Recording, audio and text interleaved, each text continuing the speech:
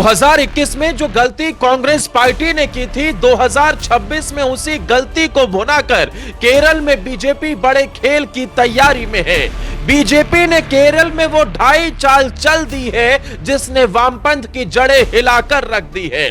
केरल में वही खेल अमित शाह और मोदी करने जा रहे हैं जो बंगाल में करने की तैयारी हो चुकी है। और अब केरल के अंदर बीजेपी का वो घोड़ा भी तैयार हो गया जिसने ढाई चाल चलते ही वामपंथ से लेकर कांग्रेस को पूरी तरीके से फंसा दिया है। इस वक्त केरल में लोकल बॉडीज के इलेक्शन चल रहे हैं दोस्तों। पहले फेज में 70% वोटिंग हुई है। केरल के इतिहास में पहली बार ऐसा हुआ जब एक पार्टी ने, जिसका केरल के अंदर कोई औचित्य भी नहीं था, उस पार्टी ने अकेले अपने दम पर सबसे ज्यादा उम्मीदवार उतार दिए। केरल में बीजेपी का नामो निशान भी नहीं था, लेकिन आरएसएस के साथ मिलकर शून्य से 23,000 उम्मीदवार बीजेपी ने अपने कमल छाप के निशान पर लोकल बॉडीज के इलेक्शन में उतारे हैं। और ये इतिहास है दोस्तों। इतने दशकों से चली आ रही वामपंथ और कांग्रेस की सरकारें भी कभी इतने उम्मीदवार एक साथ नहीं उतार पाई जो नई नवेली उभर रही पार्टी बीजेपी ने केरल में कर दिखाया है। और ये संकेत इस बात की ओर इशारा कर रहे हैं कि केरल में बीजेपी इतिहास पलटने के लिए बहुत बड़ा कुछ करने जा रही है। दोस्तों, केरल में भारतीय जनता पार्टी का वो तुरुप का इक्का भी सेट हो गया है।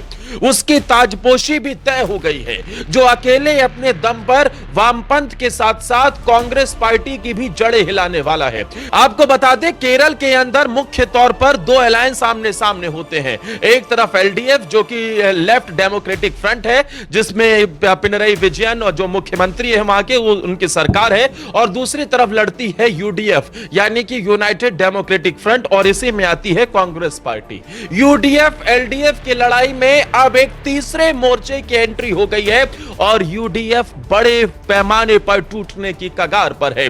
दोस्तों, बीजेपी के अंदर कांग्रेस पार्टी के दिग्गज नेताओं में शुमार शशि थरूर की ताजपोशी की तारीख भी करीब करीब फिक्स हो गई है। अब आपको बताते हैं कि लोकल बॉडीज के इलेक्शन से कैसे शशि थरूर की बीजेपी में एंट्री की रहा और कैसे 2026 के इलेक्शन को लेकर एक बड़ी खबर आ रही है।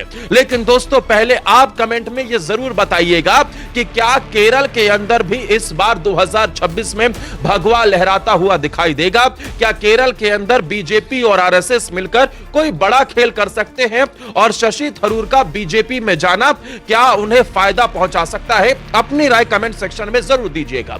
अब केरल की पॉलिटिक्स को जरा आपको सबसे पहले समझाते हैं। केरल में 140 विधानसभा सीटें हैं, जिसमें एलडीएफ के पास 96 सीट है, जो मौजूदा वक्त में सत्ता में भी है। इससे पहले 2016 से लगातार पिनरई विजयन वहां के मुख्यमंत्री हैं। एलडीएफ यानी कि लेफ्ट डेमोक्रेटिक फ्रंट, और इसमें लेफ्ट से जुड़ी पार्टियां हैं। सीपीआई-एमएम की सबसे ज्यादा सीटें 61, सीपीआई की सीटें हैं और बाकी लेफ्ट पार्टीज है। और दूसरा गठबंधन यहां यूडीएफ है, जो इस वक्त विपक्ष में बैठा हुआ है, जिसका नाम है यूनाइटेड डेमोक्रेटिक फ्रंट। और इसमें मुख्य पार्टी कांग्रेस है, जिसके पास कुल 21 सीटें हैं और इसके पास टोटल वहां पर 41 सीटें हैं।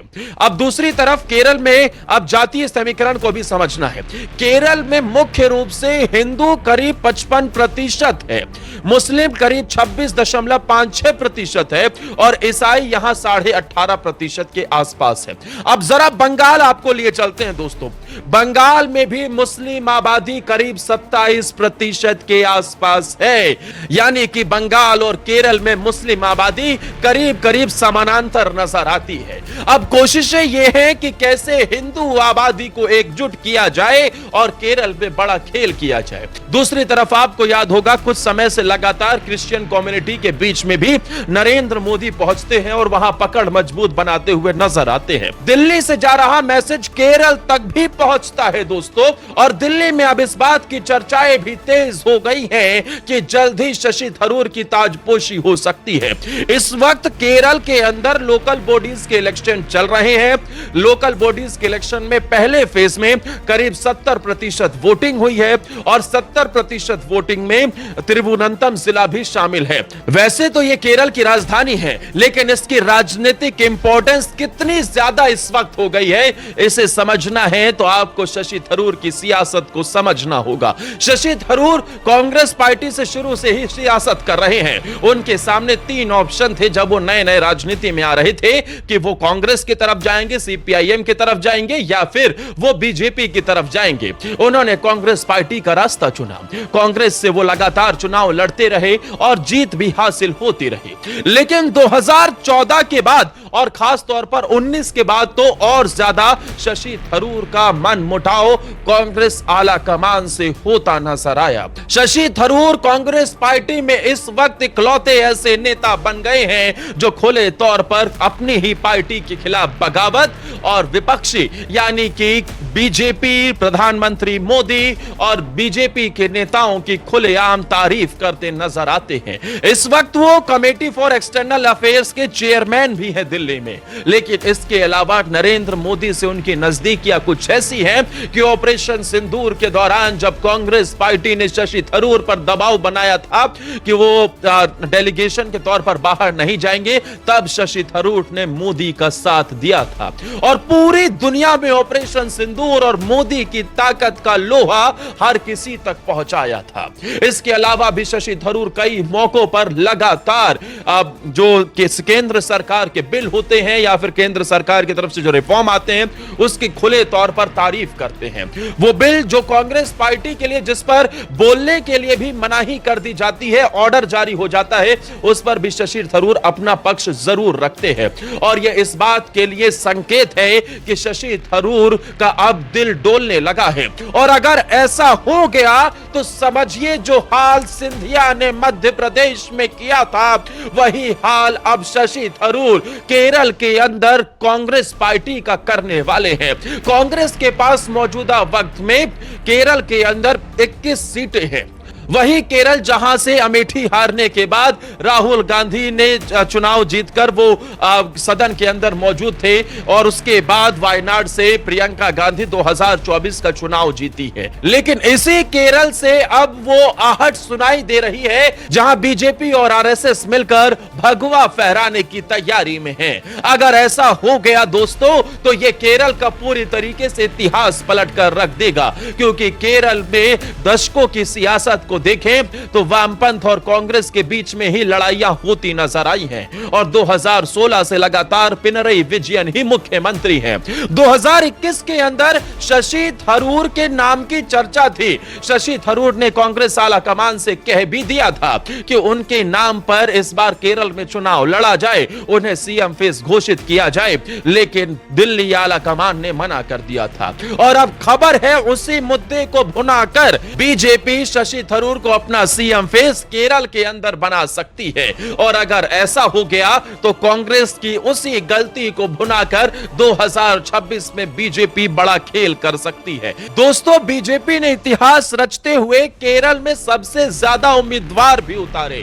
केरल के इतिहास में लोकल बॉडीज के इलेक्शन में इतने उम्मीदवार किसी एक पार्टी की तरफ से नहीं उतरे थे जितने कमल छाप ने उतार दिए। करीब 19,000 तो बीजेपी के अपने ही कमल के तहत ही चुनाव लड़ रहे हैं। कोई पूर्व डीएसपी है, कोई डिलीवरी गर्ल है, महिलाओं की भागीदारी है, महिलाओं के कंधों पर जिम्मेदारी है। और हो सकता है कि केरल में दोस्तों बंगाल वाला खेल हो जाए, क्योंकि बंगाल में भी कुछ कुछ मुस्लिम आबादी के वैसे ही समीकरण दिखाई देते हैं। बीजेपी का पूरा फोकस है कि कैसे हिंदू आबादी को टारगेट किया जाए। वहां पर आरएसएस रूट लेवल पर काम कर रही है। वैसे तो हम अमूमन ग्राउंड लेवल की बात करते हैं, लेकिन केरल ऐसा राज्य है जहां पर रूट से काम करने की जरूरत है, जड़ बनाने की जरूरत है। और इसीलिए केरल में आरएसएस रूट बनाने का काम कर रही है और इसके ऊपर फिर किले की इमारतें, ईंट रखने की शुरुआत अब मोदी और शाह दिल्ली से कर रहे हैं। और इस इस किले की ऊपरी इमारत के ऊपर अगर कोई पहला माला बना पाएगा तो वो होंगे योगी आदित्यनाथ, और इस किले के ऊपर जाकर अगर कोई गद्दी लगा पाएगा तो वो हो सकता है कि शशि थरूर नाम बन जाए, क्योंकि शशि थरूर नाम बन गया तो समझो बीजेपी का काम बन गया। शशि थरूर पॉलिटिकली भी बहुत ज्यादा एक्टिव है। शशि थरूर की समझ, शशि थरूर का वक्तव्य, उनकी भाषा, उनकी बोली, पूरी दुनिया में भारत का पक्ष रखना, राष्ट्रवाद, ये सब उनके पक्ष में जाते हैं। उनकी छवि पर कोई ऐसा दाग नहीं है जो बीजेपी में आने से उन्हें रोक सके। वो पक्के राष्ट्रवादी हैं, वो पूरी तरीके से भारत के समर्थन में खड़े होते हैं, वो विकास की बात करते हैं। उनका सोचने का तरीका भी हिंदुस्तान को विकास की तरफ आगे बढ़ाने का ही लगता है।